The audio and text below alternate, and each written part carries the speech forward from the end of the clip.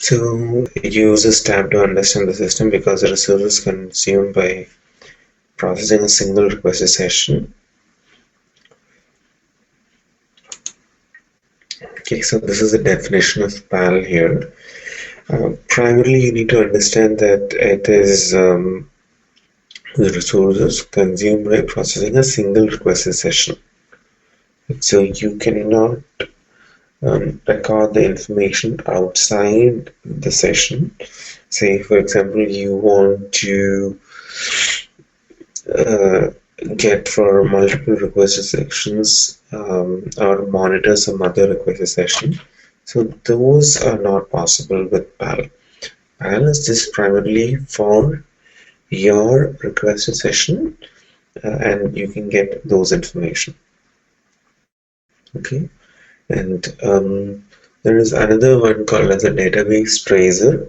So what that does is, as you can see that literal word meaning the database tracer, it traces all the database queries between our Pega application and the database. Okay.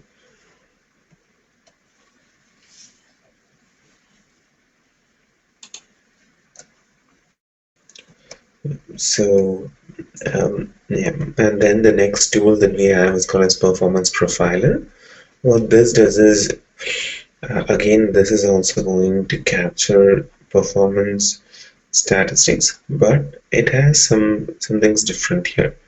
What it does is it will actually show you the exact steps in an activity and how much time each of the steps took. Okay. So in terms of the when rule and the data transform activities for the current request session. Okay. And then the profiler traces every execution of rules of all these rule types, all these three primary rule types, and then it gives the results. Okay, so and if you see here the results, so store in log hyphen trace hyphen profile class, but you need to know that this provides slightly more information than the tracer, which can be also used to check for performance in terms of how much time it takes and all that. Okay. Then there is another one called as log hyphen usage. What this is also a kind of interesting thing that it automatically keeps capturing information about the performance. So say at a later point of time, you think that you want to see what happened on that particular date, on that particular time, then this particular entry that we have in the performance statistics table goes a long way in helping us, right? And then what we have is called the Pega log analyzer. This primarily is just it can take the log file that we have, and it can give us better information in terms of a chart and things like that. So it can show you where probably performance is lagging and at what time. So those kind of things can be shown. And so hold on. So let me open an existing log file so that you can see what are the general information that the log will hold.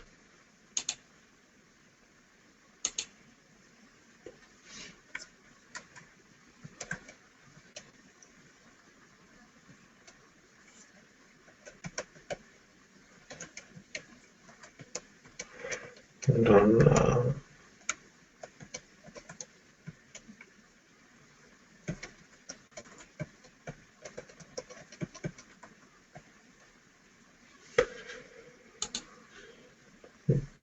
yeah, so if you see these log files that Pega by default captures, so here you have like 4 types of logs. one is the Pega rules itself, okay, which is a Pega rules log.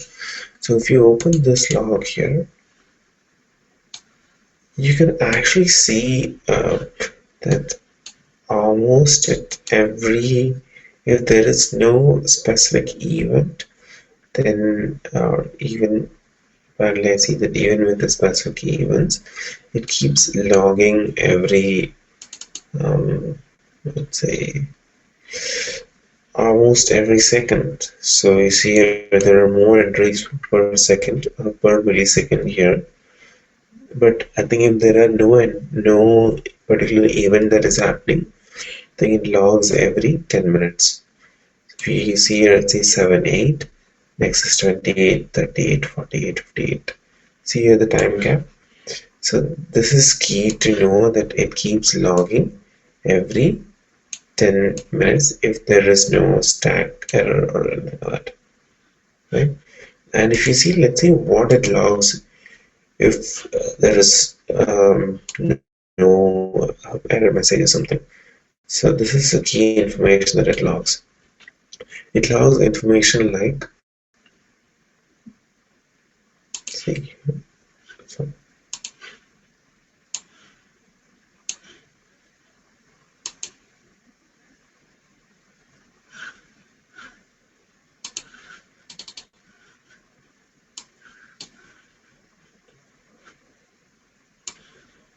see here it logs information like what is the total memory, that is how much of memory is totally available, what is the free memory, what is the requested count, what is the shared pages memory usage, etc.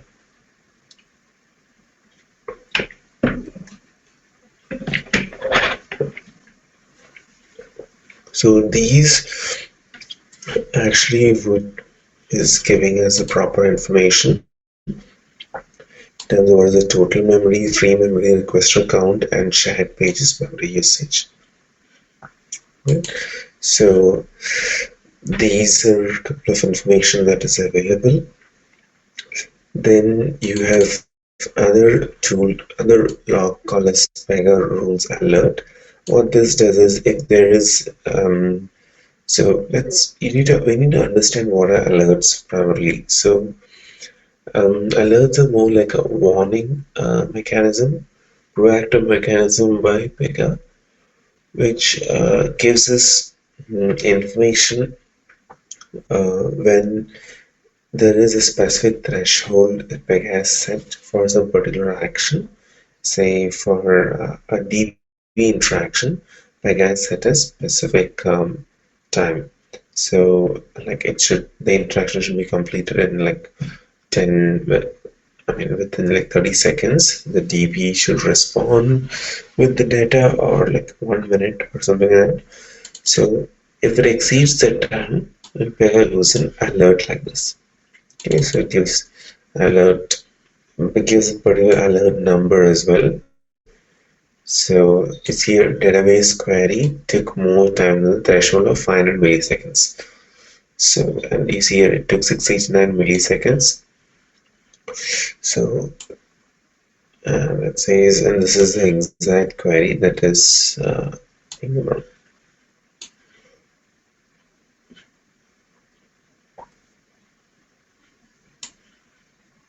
and if you see here, it gives alert called as Pega 005. So the Pega log analyzer tool can give us more information about it. Actually shows it in a more pictorial way, so that it makes it easy to make proper decisions. See here, this is the Pega log analyzer. Basically, it's a Java application. So yeah, so if you see here, it gives it gives an alert summary. It shows like which alert has the most number of times that it is there. And we see here DB, just a sample, it just shows some DB issues as the most count. Then that makes you, if you click on it, it allows you to like a drill down thing, showing you at which point these are coming up more. And as you can see here, you can even find what is the actual key, and that gives you more information to take a look at. Right, so that is how we will have the Pega log analyzer. And then there are a couple of other logs. One is called as the BICS. BICS stands for Pega. Again, one more, alert security. So again, if any of these alerts that are being thrown is a security threat, security alert, then that gets logged here. And then another one is called as Pega BICS. BICS stands for Business Intelligence Extractor. What its primary job is to tell us that generally whatever information that we create in Pega is compressed and stored inside blob. Now what BICS does is it has a capability to extract that information and put it as a separate column and put it in a string or text format which is human readable. So Business Intelligence Extractor is there primarily to extract the information in the binary large object and push it outside. Right? And then finally you have something called as Pega Hazelcast. What this is primarily a caching mechanism. So you see this is a definition for that. So it says a cache transparently stores data so that the future requests for the data can be served faster, which is obviously the definition of a cache. But the request can be served by simply reading the cache, which is faster. Otherwise, you again go to the actual requested resource and get this information. And it's primarily a leading in the industry. It's a leading in-memory data grid solution. So it has a Java caching solution which enables organizations to predictively scale the application by providing in-memory access to frequently used data. So when I say in-memory, we're talking about the JVM memory here. Right? So the Hazelcast logs also have an important role nowadays. So that's again you need to keep in mind. Let's see if any of these logs are there. Let's open one of these Hazelcast logs and take a look at it.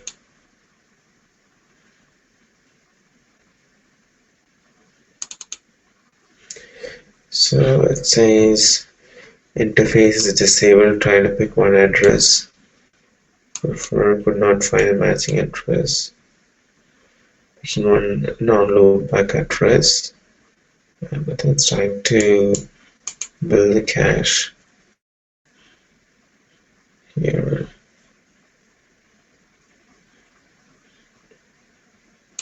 Yeah. So it's created a, you see a cluster partition table, and then it says trying to pick the address. Yeah, it almost is having a node level ingrid solution, and it's trying to push it, but I think it may not be completely successful because this is just personal edition. Enterprise grade, this has an important role to play. Right. Now, the next thing that we have to know here is autonomic event services. What this primarily does is it gives us the information. It's considered more like a standalone, a completely different application outside of Pega, whose job is to monitor and update the status of the Pega application. So it keeps informing us. It's more like a watch, as I would say. So an application whose sole purpose is to monitor the performance status of the Pega applications. Right. So this is called as AES, Autonomic Enterprise Services. Yeah, so the console provides the current status on a couple of things like what are the number of active requests, the number of agents running, what is the percentage of JVM used. So again, this is not a free tool that is available from Pega. This needs to be licensed separately, and we can have that. Right, now let's get to the exercise here.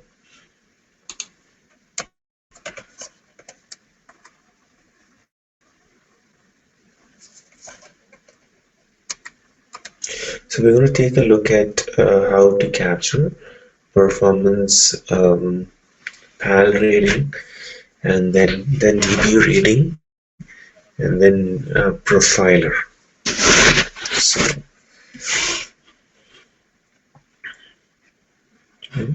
So let's probably open a report definition here.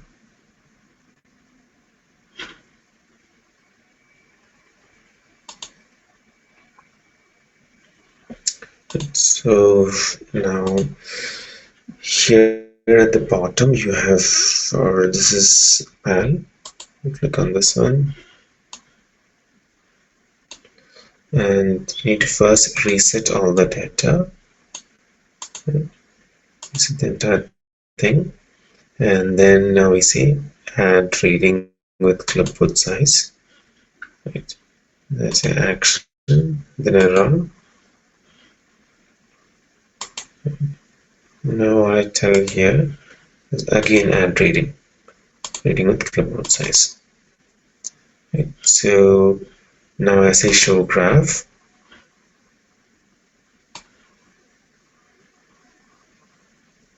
So basically now what you need to carefully observe here is these words. It says delta, and delta. So this is the first time you clicked, second time you clicked, and then the third time that you clicked. So what has happened is it has found the information between those time frames. So the first time, this is before running, so we have like no data here. Now after running is a time gap between this and this, right? And if you see here, it is actually executed 1513 rules in between, which is for executing the report. And they have, I think the number of activities is 33, read operations, input output account, basically count of that. And now the next thing here is, we see here the performance summary graph. You can see here that this is primarily linked to database.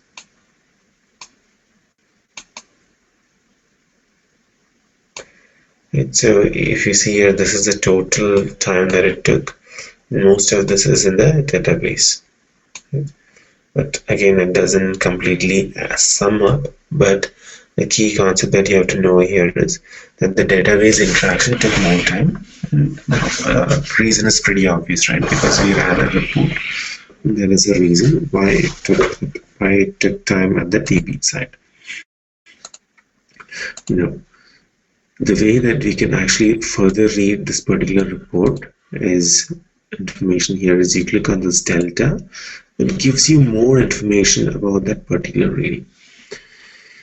Now, you see here, we see the total rules uses 1513, and now it shows us execution time. It says, and you see here, most of the time is allocated for reading non-resolved rules from the TB. When I say non-resolved rules, it's just saying that they have run a particular report or a particular SQL query. Okay. Now it says DC of the database access count, and if you carefully observe here, you can even see the number of bytes. It's 175 KB is read from the database storage column, and so it's pretty impressive statistics that we have here.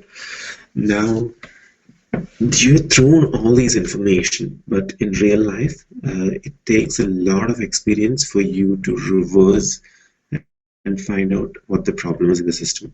Sometimes the system may be completely slow, and your job would be to figure out what is happening. So what you would do is you need to understand what each of these entries mean, and then currently make a calculative guess to find out what the problem is, and then test it. Right? Now, similarly, we can start the DB trace as well. So what that would do is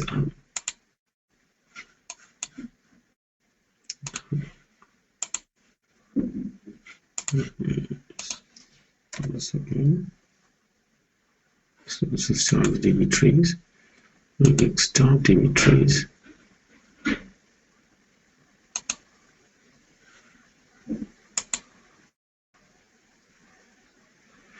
And again, you see this is the DB trace, and this shows you the report definition that is run. So here, now I think this can be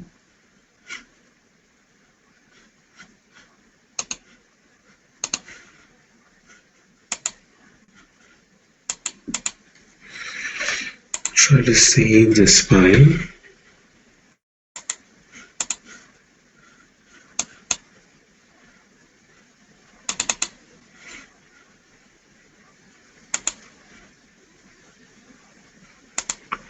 And now the saved file can be read from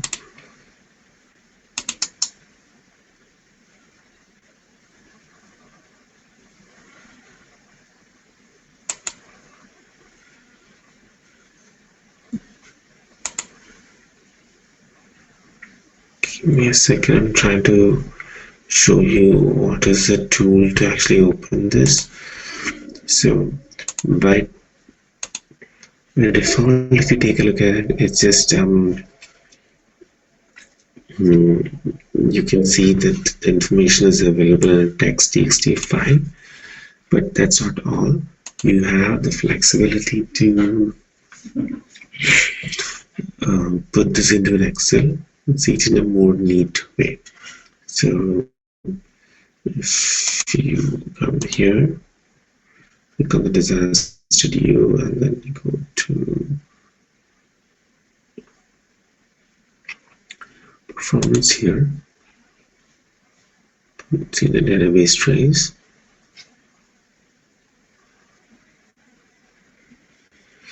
Say for example, let's start something here.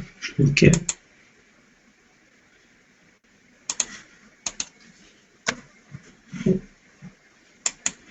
Say stop DB trace.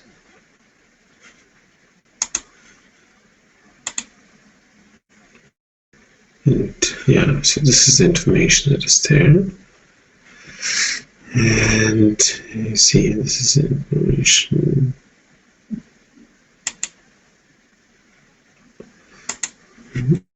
Generally, there will be an Excel file. You see the help here, it should tell you. And again, it's available only if you have a privilege, which is only available.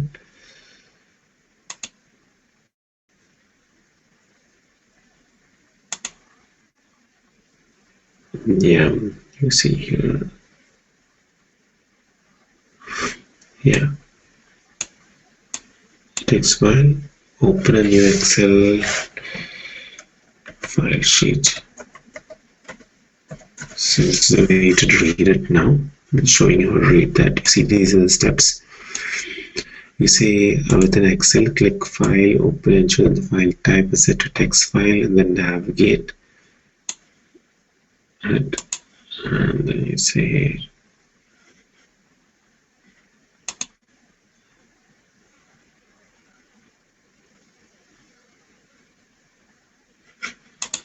right. Let me just open that directly now.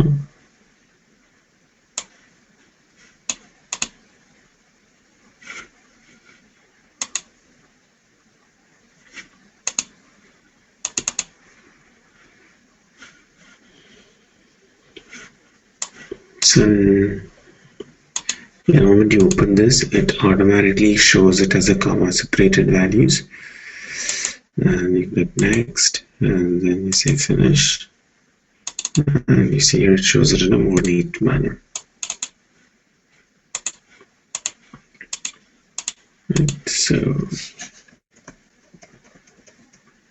So it says this is a report definition,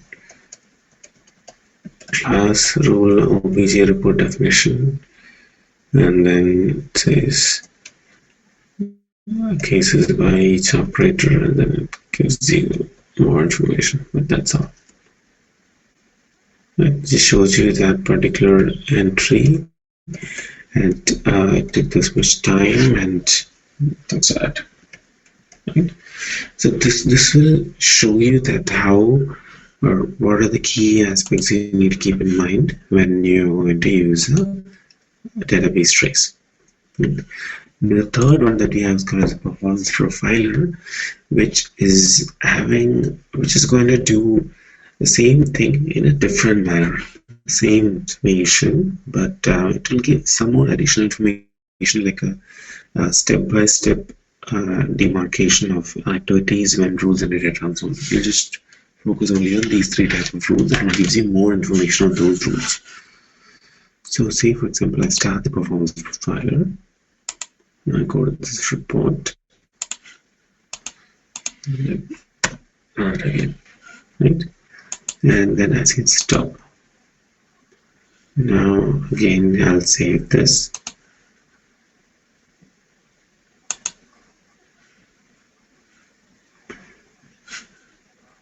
And I'll say open with Excel.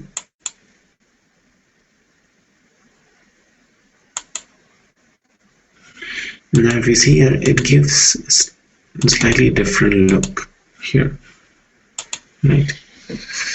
Now if you see here, this is the step methods here, and you can see here different report definition steps. It says activities run report, and then you see the step 1, and it says how much time that it took. It has the total time, total CPU time, and it just gives you exactly step-by-step demarcation of how much time each of these steps took. Because whenever you run a report, in the backend there is an activity that is run to display this information. So it shows you step-by-step separation of the performance profiler. This is also a key aspect that you need to keep in mind when we use performance tools. Okay. Alright, so there's a performance profiler, then log usage bakes an entry into performance stats. We saw what is Hazelcast logs, and we understood what are autonomic event services as well. Right. The next thing is here about guardrails. I think I will not explain much about this. I think you guys already would know what are guardrails from your CSA topic.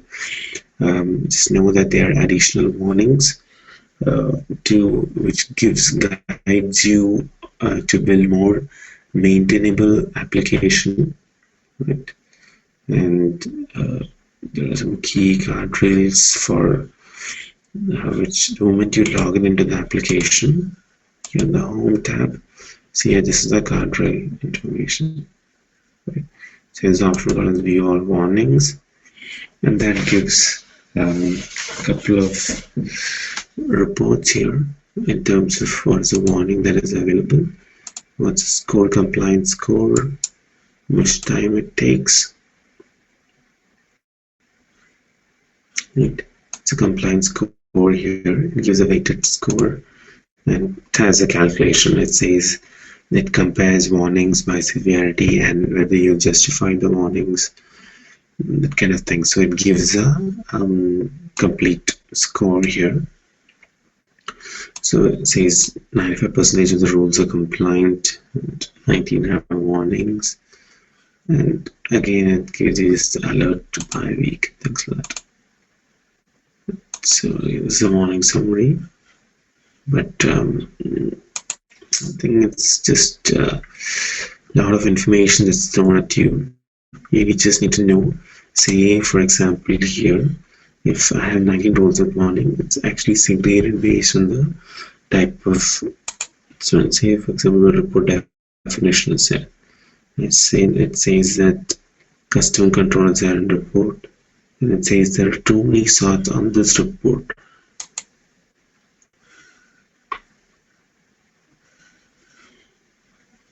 See here, I have sort order, everything is sorted lowest to highest. So I'll just make it blank. So there's no need for us to sort it before the report is run. After the report is run based on the requirement, the person who's executing the report can sort. Okay, why is that not happening?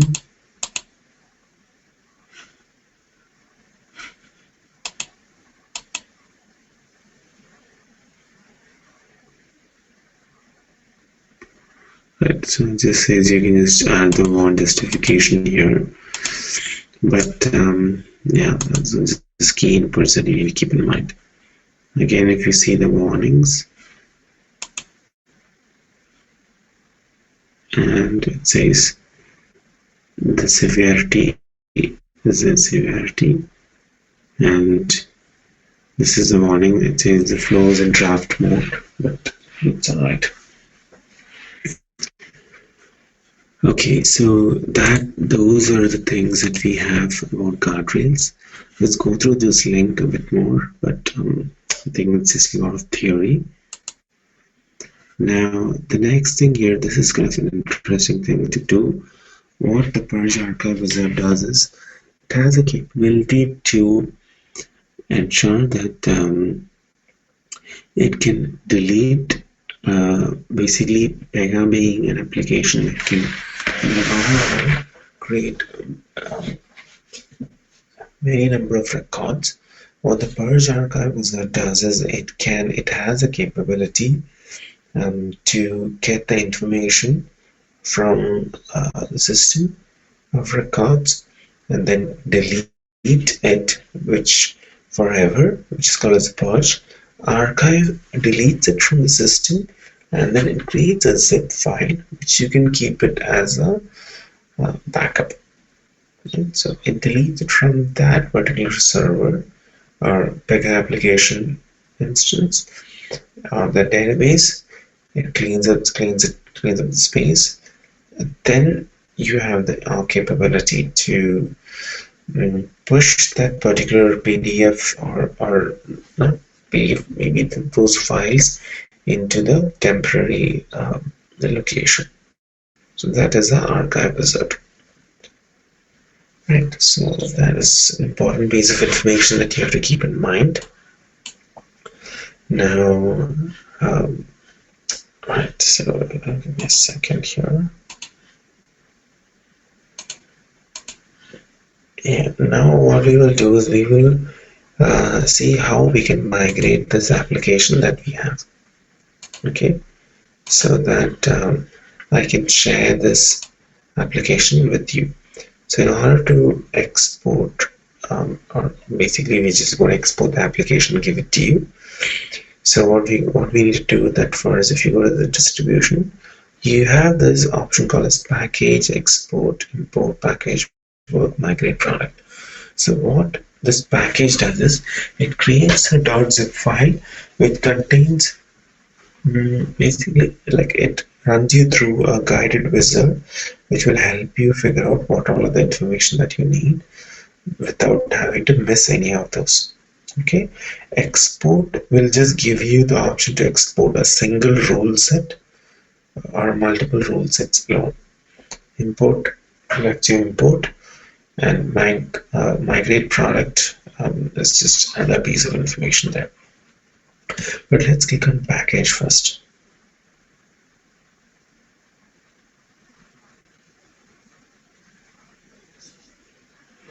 And you see here it takes us through the guided wizard. It says what is the application that you want to package, on which, because this itself creates a rule which is called as a product rule. Now the question is, the rule that this wizard creates, where is that going to sit? Okay, so that the product rule itself will sit on process app. Now I click on next.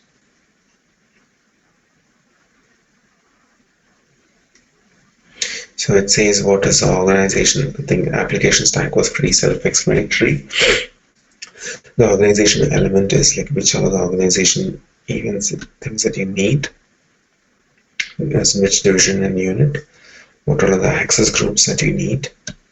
Next, so these are the operator IDs, work baskets, work group, and these are the data tables that are additionally there. Ideally, we just need only the dash country, I think, because that's the only one that has entries. And if you import any external jars for your processing, then you can do that here as well. Then next is the database storage.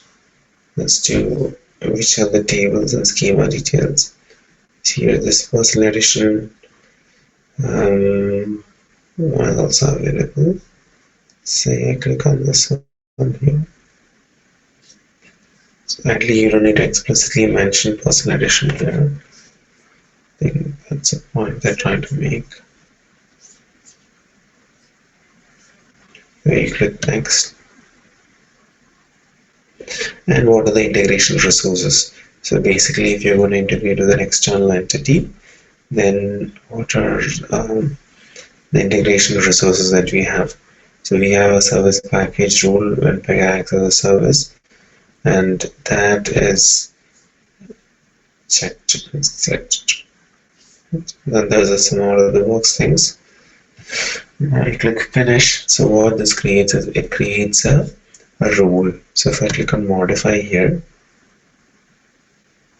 so here it creates a rule and it has its own rule set. When we select it in the starting, it has all this information whatever we captured now.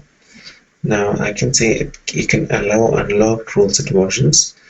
What this does is this will save the rule set information into the system. Right? Now I have this option called create product file. So let's say that AGI app. And now what this does is this creates a zip file which you can import on your machines. Right? So what I will do is I will upload it to the location, and I want one of you to volunteer and we will try to import this on your machine.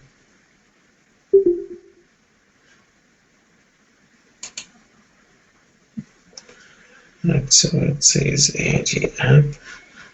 We just click on this and it gives you the option to save it locally. Right.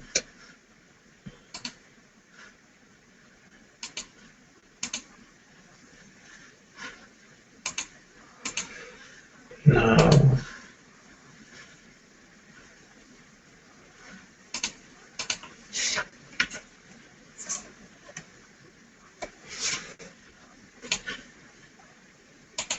so you see this is the AIG app that is available in the downloads. It's a zip file. So what I will do is I will upload this into our folder. I want one of you to volunteer to import it on your machine. Or should I randomly pick someone to do that? Give me a second.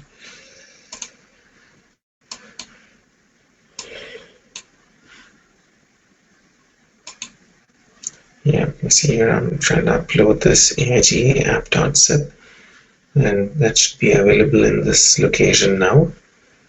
I want all of you to go and download this particular file. Pawan, do you want to volunteer to do this? Is your Pega application up?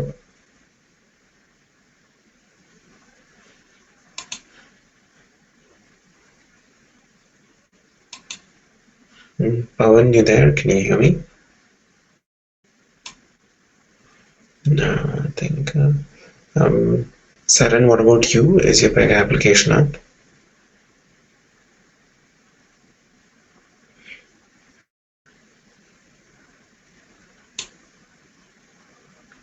Yeah, you unmuted yourself, but I don't think I can hear you speak.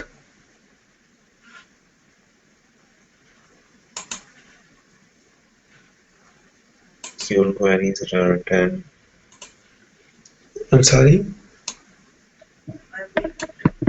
Hello? Currently it is down. I'm making it up. Okay, Can you hear me? sure. So, can you guys see the screen now? You can see this particular file, AIGI app. So, I hope you have a 7.1.9 machine.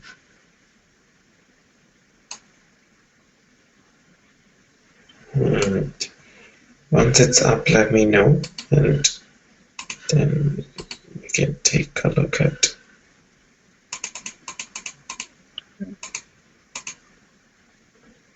In the meantime, we can take a look at this Purge Archive wizard. So it again is a guided approach. You click on Designer Studio and then you go to System, and you have this option, Operations, and you have Purge/archive. So what this does is this purges that particular information here, and you have the option for a configuration. And what this does is this helps you select a work pool that you want to purge from. So I say clear RSA purge release one, right? And then I click next. So I see which are the work types and work pools that I want. I click next here. So say as of now, I'll say only 𝐿, right? So it says items aging at least these many days since date of since the time it's resolved. So I'll give 30 days.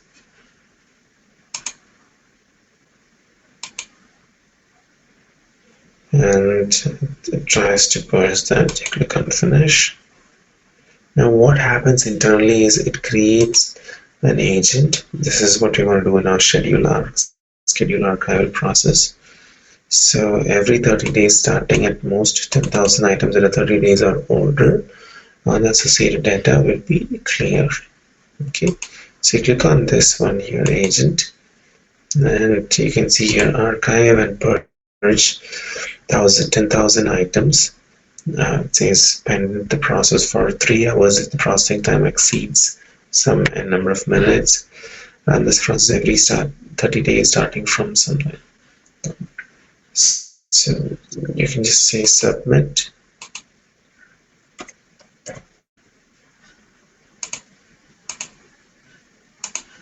And say starting from, say, today. Right? I click submit. So what the Location you uploaded? Yeah, it's uploaded at its location, the location where I have all the videos. I think you all have access to that folder. Okay, let me give you, put it in the chat. Yeah, I put it in the chat. Can you open it? Yeah, I found it. Yeah. Right, is your system up? Yeah. Yeah. So give me a second, I'll just complete this, and it says it's now going to run a archival agent in the backend, which is supposed to perform this particular action. Right? So if I just simply open it and click on, right, hold on, it just says, and I have this option to remove the purging as well. So I will just remove it for now. Move internal information as well because I don't want it to purge. I need the data. Right. Now what we will do next is, hey, so I'll make you the presenter. Okay. We will just go ahead and import that application on your machine.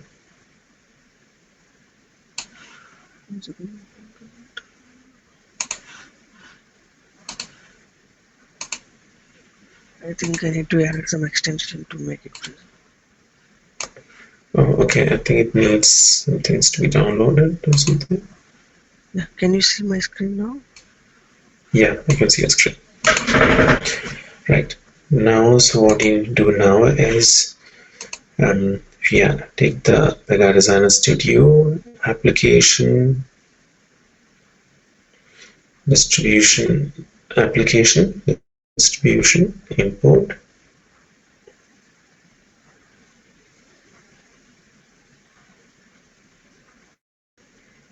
Choose Oops. file. I think that is wrong file. Let me choose.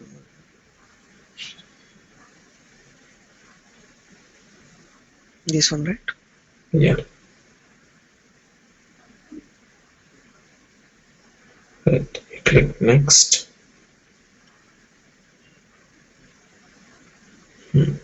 Okay. And you can see here the number of instances. You click OK, OK, and then you click next.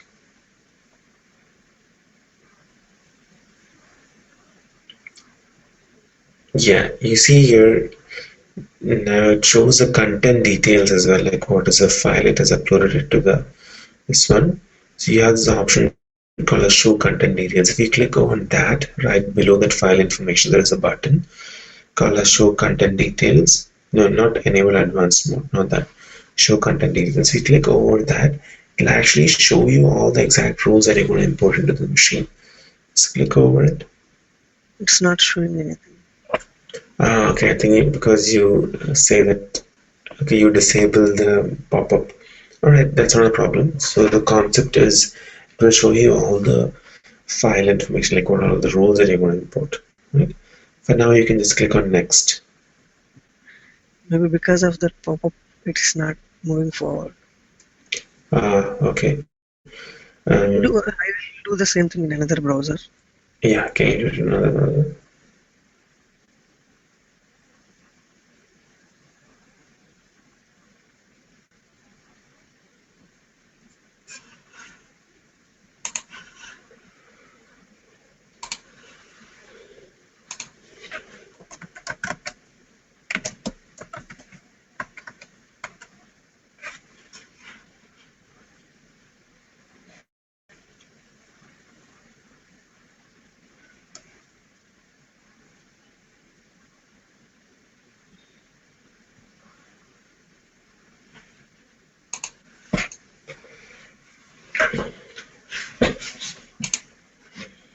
Okay, next. Right, it's okay.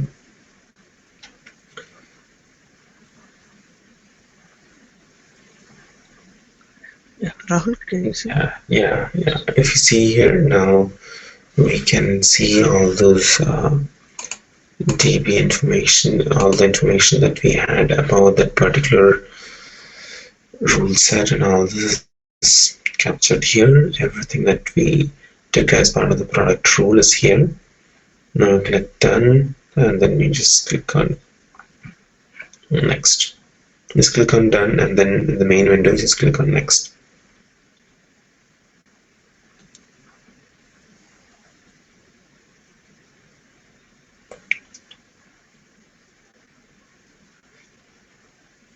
Yeah, next. So this says automatically it will change the DB schemas. Basically, it's going to add additional tables. That's all.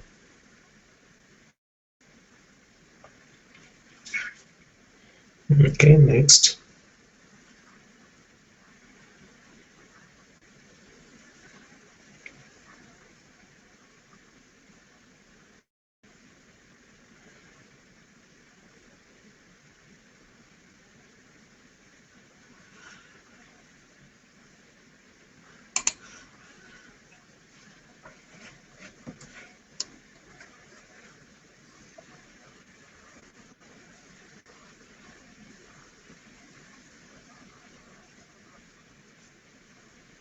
Alright, next. Yeah, so that's it, it's done. So now you can just log out and log in as admin@AIGI here. AIGI. Password will be rules.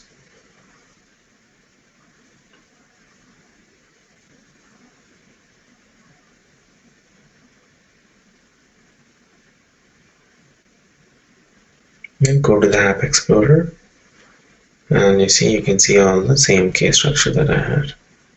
Okay, Rahul, have you locked the rules before GPing it or not? No, I have not. So because in the product rule, there is an option called as allow unlocked rule set versions. So you don't need to essentially lock it before you create the product rule, but locking is a best practice whenever you want to migrate it from one application to other application, right? Okay. Because you don't want someone else to modify that in the other environment. All right, thank you, Saran. So that's all from my end for today. So we just took a look at how we can show you the performance, and we even took a look at the Purge Archive wizard. We did migrating the application as well. Right? Let me know if there are any further doubts, but other than that, I think we are done for today. Mostly next session we will talk about agents, and then we'll start to take a look at the questions that you guys have posted. Alright, I think that's all. Let's meet tomorrow at the same time. Yeah. Rahul, regarding bulk processing, I think we didn't discuss more about that. If you have time, can you just explain in detail in which scenarios generally we will go for that? You mean bulk work object processing? Yeah, bulk work object processing and assignment. There are a couple of concepts in that, right? Yeah, it's not actually used much, but yeah, we can touch upon that. I have noted it down. Right? Thank you. Alright, everyone. Good day. Let's meet up tomorrow at the same time. Bye.